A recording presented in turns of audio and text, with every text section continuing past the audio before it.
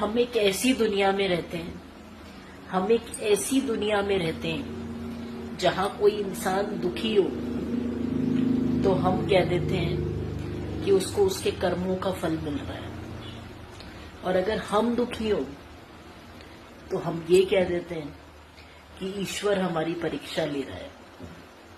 हम ऐसी ही दुनिया में रहते हैं। सामने वाला दुखी होता है तो हम कह देते हैं कि उसको उसके कर्मों का फल मिल रहा है, लेकिन हम दुखी होते हैं तो हम कहते हैं कि ईश्वर हमारी परीक्षा ले रहा है। ऐसा ही है इंसान, और ऐसी ही है ये दुनियादारी। इसलिए कहती हूं, अपने कर्म पे विश्वास रखिए, अपने ईश्वर पर विश्वास रखिए। हजार मुंह हजार बातें हैं,